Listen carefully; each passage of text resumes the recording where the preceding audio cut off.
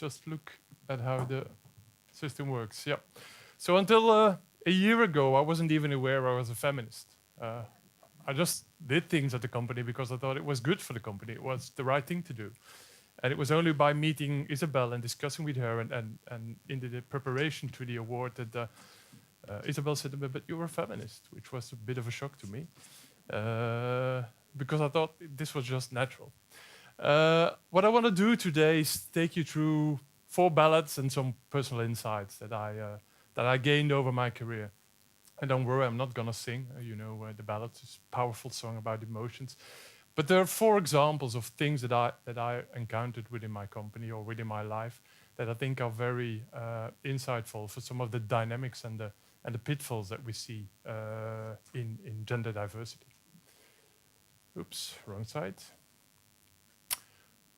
So the first ballad is the Ballad of Catrin, which I also used extensively in my award last year.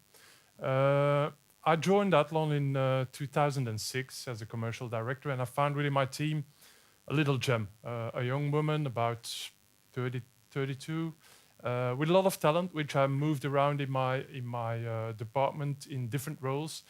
And she always said she was very ambitious. She wanted to make a career, so she became manager from different teams, got a great experience.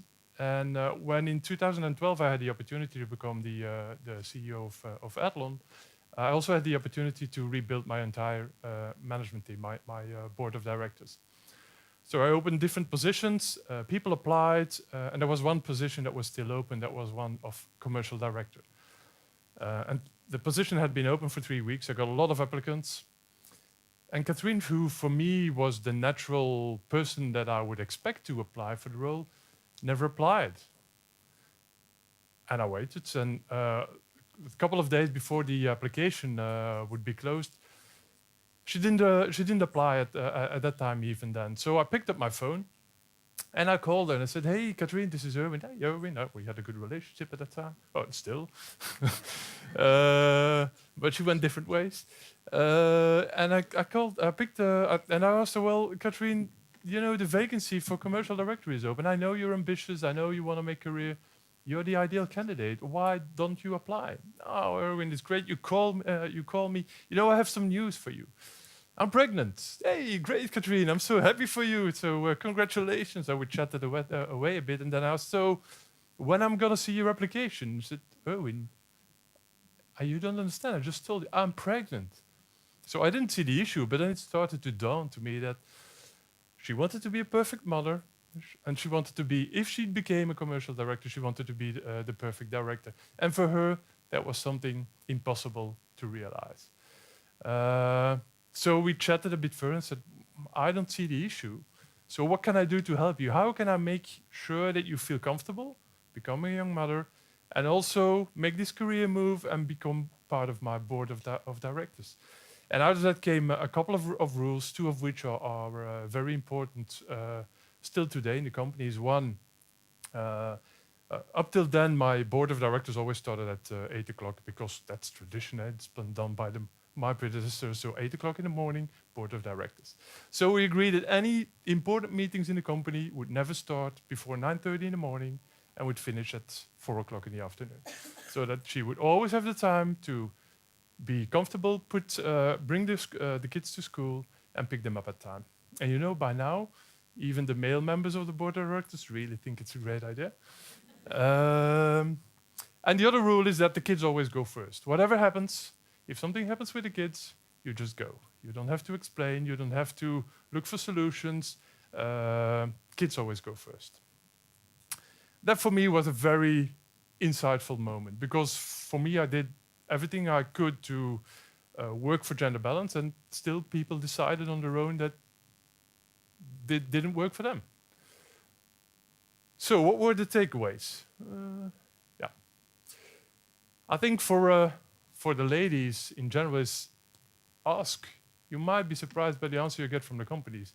It's in many cases it's not because the companies don't want to, but because the leaders maybe are not aware of the challenges that are in front of you. So if you ask for a solution, you step up and you share with your leader why you are struggling with certain situations, you may be surprised by the answers you get.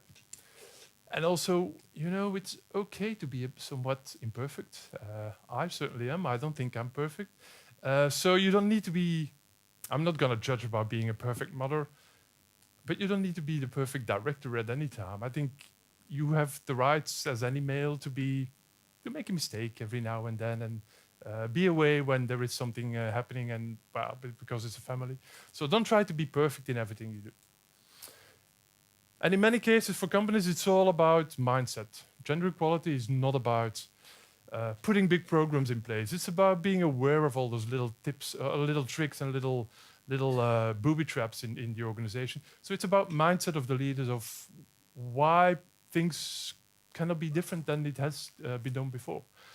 It's also about reaching out. So if you have talented people in your organization and you don't see them stepping up, then just give them a call and give a chat. Ask them why things are not happening if you expect them to do so.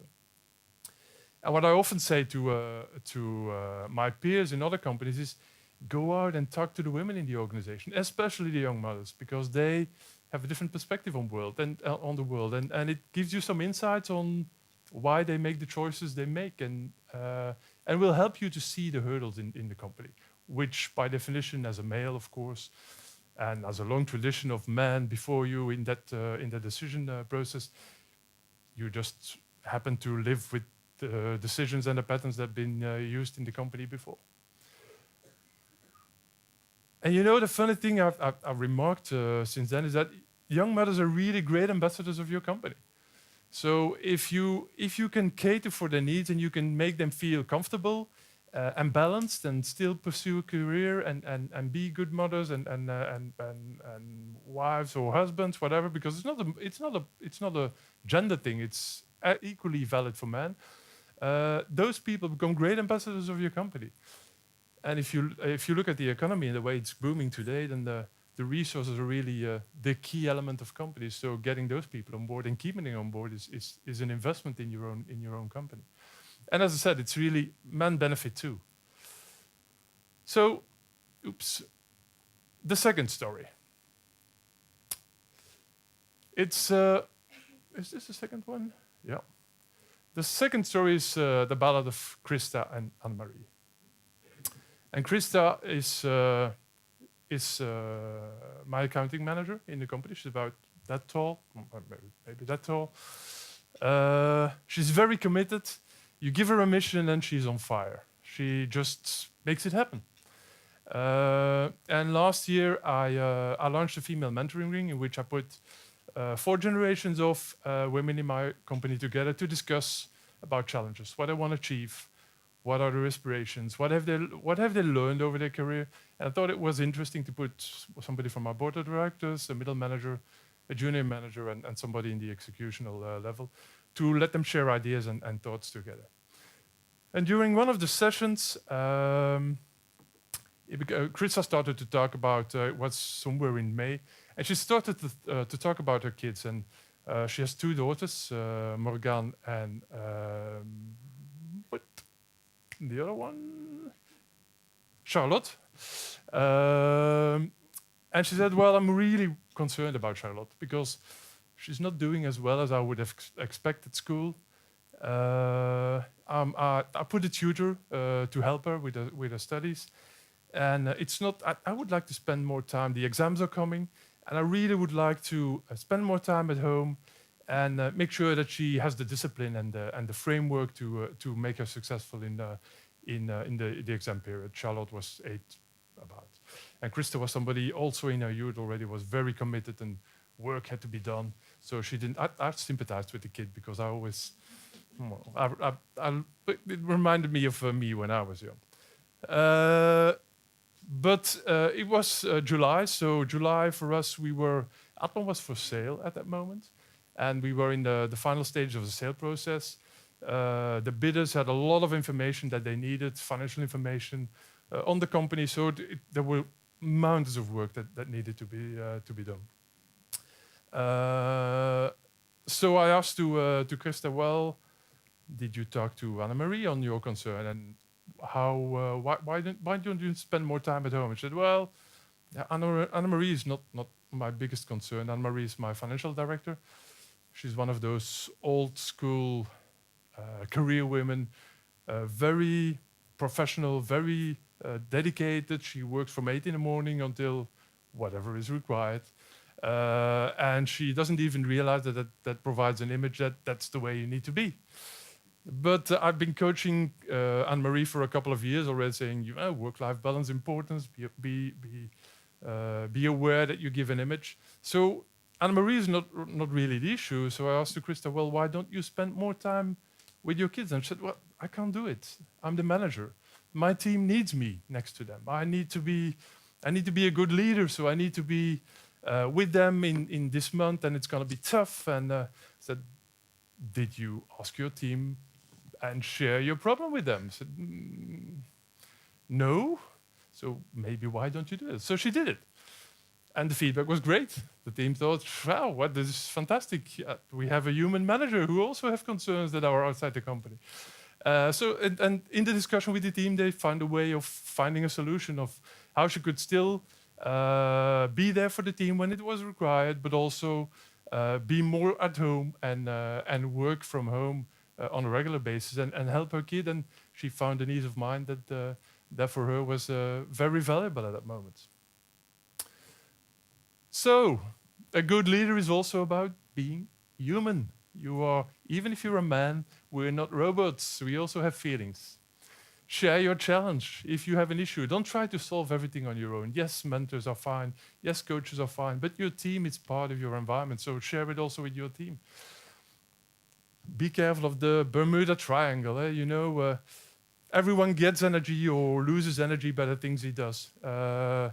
In general, if you look at your work-life balance, you either get energy or lose energy by doing your job, by getting some me time, or by spending time with your family.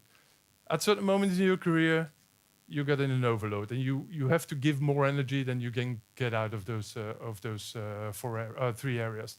And what I've realized over my career is that men and women make different choices. So if you have to give in on some of them, I see the men often give in first. The first they give in is on the family time. They still go to the gym. They still go to the football training because it gives them energy. That's a good thing.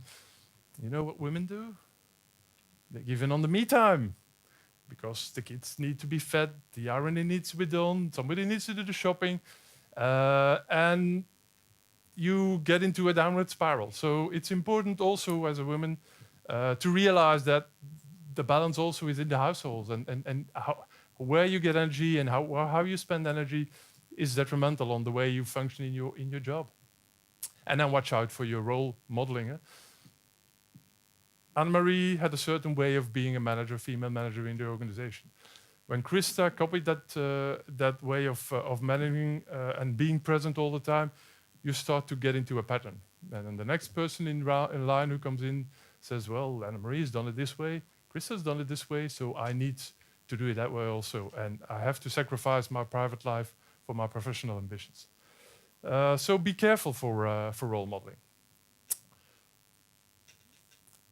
What do we do in the company? Well, what we try to do is really an exam period is sacred. Many companies organize events, organize international congresses, meetings, whatever, and they never consider exam periods. So what I try to do is, when we do things, is to, before Christmas, before the end of the year, try to do it outside that very difficult period, because most mothers want to be with their kids at that time and comfort them and encourage them. Children go first, I told already. Be attentive to signs of stress. If you talk as a manager with your people, with your employees, if you try to pick up the little signals where if they don't speak up, you at least identify them and make it debatable. And do send people home. It's not that easy. It's not that difficult. Once you notice the issue, send people at home. Say, well, why are you still here at 6 o'clock in the evening when the kids are at home, etc., etc. If as the general manager you do that, it gives a sign of relief to the people that they can really go. So the next story, is the Ballad of Sabine and Erwin. Erwin long chain of strong women. Any resemblance with people in the room is purely by accident. But he was a kid that was raised in the gender neutral environment. Everybody did everything. And then he met this gorgeous girl, Sabine, and they married. And when he got 32, they got the first kids, and he made career and progressed. And his wife was making her own career, but at a different pace. For her, the family was everything, and that was her priority. That's fine. That was the way they made their choices. And then the kids went to school, and every now and then, Erwin had to go and pick up the kids at school. And it was about 30 minutes drive from the office to school. And by the time, at a certain moment, what he realized is the kids had to be picked up at 4 o'clock, and by 3:45, he would get to his car and drive to school. And when the traffic was bad, maybe it was 15 minutes late, maybe 25 minutes late. So his wife got pretty anxious and pretty annoyed by that, and had pretty tough discussions on that topic. Until she told him, well, you know, it's not because I took the decision to dedicate most of my energy to the family that you have to take that for granted. If I expect you to be there and pick up the kids, then I expect you to be there and pick up the kids, even if you have a busy career. Every now and then that you do that. So in the meantime, they've come to a mutual understanding. In the beginning, she called him about 30 minutes before the kids had to be picked up. But now that doesn't happen anymore. But it's also about finding a different balance and accepting that time perspectives may be different. It is allow some slack. It's fine if the kids are picked up at 4:15. You don't need to be there at 5 to 4 or 10 to 4. So allow some slack in the way you make your deals, but also make sure as the other partner that 50 minutes doesn't mean an hour. So if you have a commitment, you have a commitment. You have to make that happen also.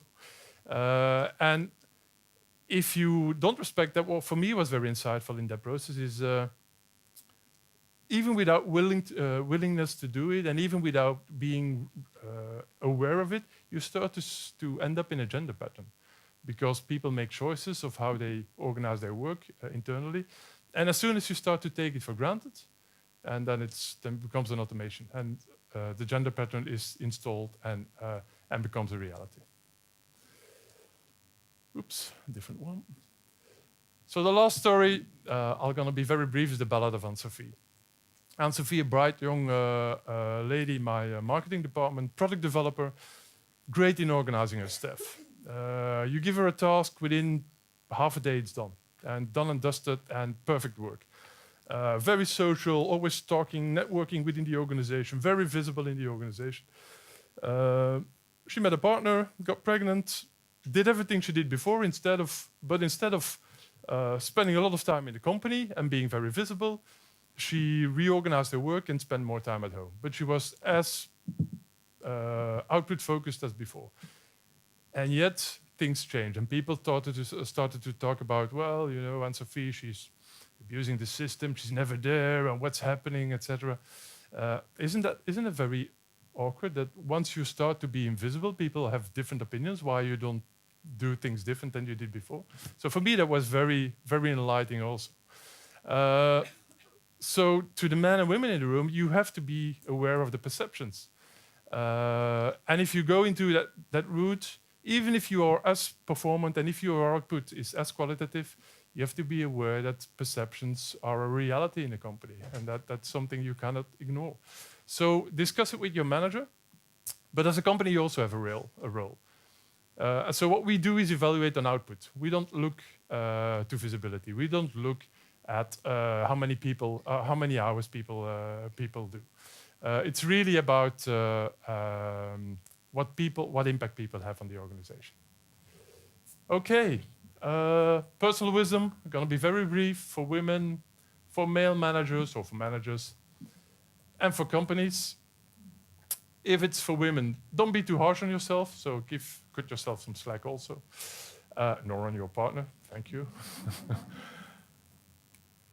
Allow for some me time. Don't play yourself down. So don't make yourself smaller than you are. You are a great person. If you believe it, then you can just make it happen. Don't forget to shine.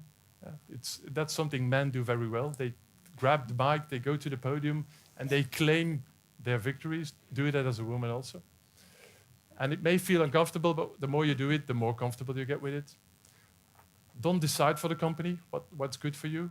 Just think for yourself. And you know the truth is out there. If you don't find the answers in the company and you feel you're not respected, I like your story. You just move out and go to another company, because there are companies that do respect that. For the managers, talk to female employees very clearly. Talent management, identify and groom. If you know who the good people are, then when they don't pop up at a certain vacancy, you can go and talk to them. Make sure that mothers are welcome in your company. I talked about Catrin. We have different stories about that. People who are pregnant, hey, it's just a couple of months that they're away. If you go for a lifetime career in the company and they have value that, what's the issue? Reach out and show you care. Key meeting time windows, I've spoken about that. The silent hero culture. Hero cultures in companies are very, very great. Silent hero cultures are even greater, but you have to go and grab them and talk to them. And you know, when you go for silent hero culture, the silent heroes, they don't want to be on the podium, but at least give them recognition and show that they've been identified and are on the radar. The exam periods I talked about, kids always go first. And act within your field of influence. And that's something I say to all the people I meet is, don't try to change a system that is above you. Try to change what is within your reach, so within your management team. And if you make career, your reach becomes bigger and bigger. And hey, look where I am. I can now influence an entire company. But if you're going to try and fight the system, it's going to be an energy drain. It's going to cost you a lot of energy, and you're going to get very, very frustrated. So, and that's a message especially to male, because unfortunately a lot of men are in decision power positions, but that's been my job, trying to enlighten them. And it's an enriching experience for yourself. So quickly move through these. Oops. So see what counts. I think that's the final point, and it's not about perception. It's really about the things behind the people and how they make an impact on your company. Thank you.